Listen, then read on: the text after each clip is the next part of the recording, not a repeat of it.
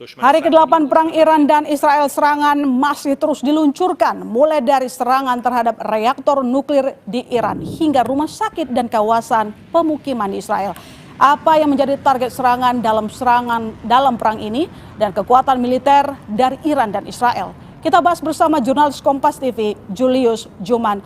Mas Julius, analisis gambar Anda selama seminggu Israel-Iran saling serang dan makin memanas. Apa yang terjadi selama seminggu ini? Oke, seperti ini Lona, kita ke wall pertama. Di hari pertama pertempuran, hari Jumat pekan lalu, dimulai dengan infiltrasi agen Mossad di dalam wilayah Iran. Tujuan operasi ini untuk melumpuhkan sistem pertahanan udara, terus kemudian peluncur rudal dan radar. Tujuannya untuk membuka jalan angkatan udara Israel untuk bisa masuk ke wilayah udara Iran. Ini yang jadi arsenal utamanya, F-35, Adir, F-15 Ram, F-16 Sufa. Ini arsenal utama pada hari pertama penyerangan. Tentunya didahului dengan infiltrasi Mossad yang sudah beroperasi beberapa waktu sebelumnya ya. Nah, kemudian bagaimana dengan Iran? Iran sebetulnya punya angkatan udara yang terdiri dari beberapa jenis pesawat tempur. Di antaranya F-14, F-4, F-5. Ini pesawat-pesawat lama peninggalan era rezim Shah Pahlavi. Jadi sebelum revolusi Iran ya. Terus kemudian juga ada beberapa pesawat buatan Rusia, MiG-29. Tapi dibandingkan dengan alutsista udara milik Israel, bisa dikatakan yang punya Iran itu produk lebih lama ya. Teknologinya juga bisa dikatakan lebih lama gitu. Dan berikutnya juga Israel ini melakukan preemptif serangan terhadap Iran dengan alasan Iran sedang mengayak uraniumnya 60% menjadi 90%, menjadi grade weapon gitu ya. Bisa menjadi itu bahan untuk senjata. Ini yang dijadikan alasan. Nah, Israel juga sebetulnya punya presiden sebelumnya. Beberapa kali melakukan penyerangan terhadap target fasilitas nuklir. Yang terkenal adalah operasi Opera ketika menyerang fasilitas nuklir Osirak milik Irak tahun 1981. Jadi ini bukan yang pertama kalinya dia menyerang target fasilitas nuklir dengan alasan keamanan nasional ya. Karena dengan ada pihak lain yang memiliki kekuatan nuklir dianggap oleh Teheran bisa menjadi ancaman terhadap eksistensi Israel. Oke, berikutnya apa yang terjadi dalam perang? Berikutnya kita ke wall berikutnya. Hari Jumat, jadi serangan Israel Jumat pagi, Jumat malamnya Iran kemudian membalas lewat salvo balistik ke arah wilayah Israel. Nah, yang menjadi tumbuhannya, arsenalnya adalah beberapa jenis arsenal seperti Fatah, Shahab 3, Fatah 2 belum, ini Fatah 1, tapi ini juga cukup destruktif ya. Ini termasuk kaliber medium range gitu. Jadi dia di atas 1.500 km menjangkau wilayah Israel. Terus kemudian laporan-laporan berikutnya juga masih ada beberapa ya jenis yang lain. Khaybar misalnya itu yang dianggap membawa ancaman buat Israel. Salah satu yang terkenal. Nah, bagaimana dengan setelah setelah diserang dengan rudal balistik oleh Iran, berarti ke arah Israel membalas menangkalnya, mencegatnya dengan beberapa sistem pertahanan udara.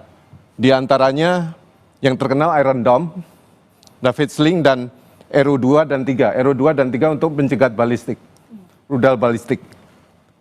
Nah, bagaimana dengan pertahanan udara Iran ketika dia diserang oleh pesawat tempur Israel? Dia mengandalkan beberapa sistem pertahanan udara yang di pojok itu. Bafar 373 yang paling canggih, terus kemudian ada beberapa sistem produk Rusia S-300, tapi dia punya banyak varian di sana. Nah, berikutnya Israel sendiri untuk ofensifnya dia punya beberapa jenis balistik. Oke. Jericho 2, 3, dan LoRa. Dan masih ada beberapa yang lain. Masih ada beberapa lainnya, mungkin selanjutnya. Mas. Selanjutnya, tahapan berikutnya ada fase ketika memasuki fase ini. Israel memegang superioritas udara ketika sistem pertahanan udara Iran di wilayah Iran sudah mulai banyak yang dilumpuhkan. Sehingga pesawat-pesawat Israel leluasa bergerak di wilayah Iran. Dan mereka memburu beberapa target militer penting ya. Dari hari ke-1, 2, 3, 4 itu beberapa kunci sudah. Aset militer gudang, radar, pertahanan udara, terus kemudian markas tentara, markas Gadar Revolusi Iran, berikut dengan pemimpin-pemimpinnya ya. Pemimpin-pemimpin kuncinya. Oke, berikutnya? Nah, pada tahap ini, Iran masih terus melawan dengan menembakkan balistik ke arah Teheran. Dan seringkali memang kewalahan. Nah, bagaimana membuat Israel kewalahan? Salah satunya dengan meluncurkan drone yang dianggap sebagai decoy untuk mengacukan sistem pertahanan Israel. Dan kemudian decoy itu pengalih perhatian, sistemnya kewalahan, terus kemudian Iran menembakkan rudal balistiknya sehingga sulit untuk ditangkal. Slide berikutnya apakah menunjukkan bahwa kekuatan dari Israel sama berkurangnya seperti Iran? Silakan Mas Julius. Berikutnya kita ke slide berikutnya. Nah, situasinya sekarang mungkin bisa dikatakan Israel unggul superioritas udara tadi, dia punya keuntungan taktis dan strategis ya. Dia leluasa untuk mencari target, artinya Iran masih bisa melawan dengan pertahanan udaranya tapi sifatnya minor gitu. Tapi untuk balistiknya dia tetap sampai hari ini dia masih bisa menembak ke arah Teheran dengan jumlah yang dan dampaknya dahsyat juga. Nah, situasinya seperti ini sekarang.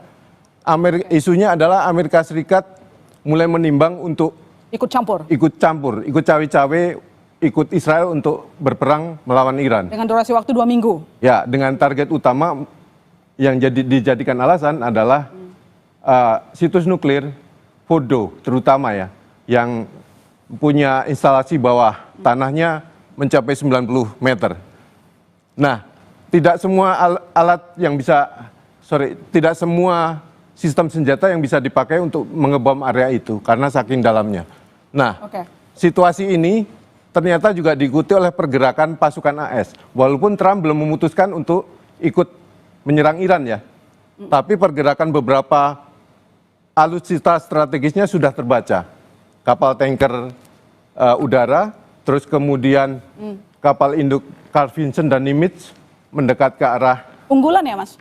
Ini betul, ini 2 kapal induk, satu barusan melewati wilayah Indonesia 3 hari lalu, dia mengarah ke situ. Terus kemudian yang saya dengar yang terbaru adalah beberapa aset alutsista angkut raksasa ini, C5 dan C17 Globemaster, itu bergerak dari arah Eropa menuju beberapa basis Amerika Serikat di Timur Tengah. Oke, sebelum saya nanti ataupun kita membahas terkait dengan ikut campurnya Amerika Serikat Donald Trump, pertanyaannya begini Mas, apa yang masing-masing kedua negara ini targetkan? Israel mau targetkan apa? Iran mau targetkan apa? Israel saya pikir sekarang yang dikejar ada Fordo ya.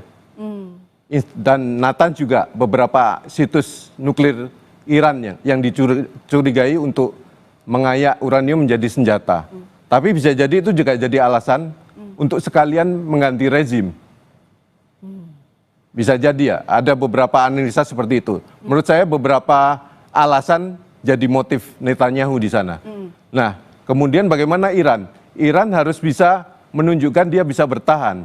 Makanya dia harus melawan dengan cara menembakkan misil. Karena itu kurang lebih misil dan drone ya. Itu jadi alat untuk bargaining secara politik dan militer. Kalau dia sampai kewalahan atau dia sampai tidak bisa melawan, ya itu berarti menandakan Israel bisa jadi lebih unggul taktis dan strategis. Lebih unggul termasuk juga dengan adanya backup yang jelas akan didukung oleh Amerika Serikat. Bagaimana dengan Iran? Bagaimana dengan negara-negara yang selama ini memberikan dukungan? Nah, apalagi ini ya, kita akan menunggu Trump. Trump kan sudah nge-tweet akan kira-kira menunggu 2 minggu lagi sebelum menentukan sikap. Tapi sementara arsenal dan alutsista dan kekuatan militer AS ini sedang bergerak sudah digerakkan menuju Timur Tengah. Tapi keputusan belum, apakah menyerang Iran atau menyerang Fordo atau enggak. Berikutnya negara-negara superpower yang lain bagaimana? Ya. Menurut saya Rusia misalnya yang selama ini dikenal sebagai sekutu Iran, sekarang kan dia terlibat perang di Ukraina. Nah, sumber daya militer, manusia dan sebagainya dia kekurangan. Dia bahkan sempat minta alutsista, drone dan sebagainya kan dari Korea. Bahkan ada yang dari Iran sebetulnya kemarin-kemarin. Nah, situasinya sulit bagi Kremlin untuk membantu katakanlah logistik dari Iran. Padahal kemarin Putin pun juga sudah kasih clue tuh. Ya bagaimanapun tidak ada perjanjian pertahanan dengan Iran. Ya. Nah bagaimana Cina? Satu lagi Cina. Cina juga paling banyak ditanyakan. Cina punya kepentingan untuk melawan hegemoni Amerika Serikat di Timur Tengah. Nah tapi situasi Timur Tengah harus stabil. Dan China nggak boleh menunjukkan dukungan kepada Iran. Dia tidak bisa menunjukkan dukungan kepada salah satu. Itulah problemnya Cina. Ya, harapan kita jangan sampai berlarut-larut meski tampaknya ini masih akan panjang, apalagi adanya negara superpower yang tampaknya akan ikut campur. Terima kasih Mas Julius Suman, jurnalis Kompas TV atas paparannya hari ini.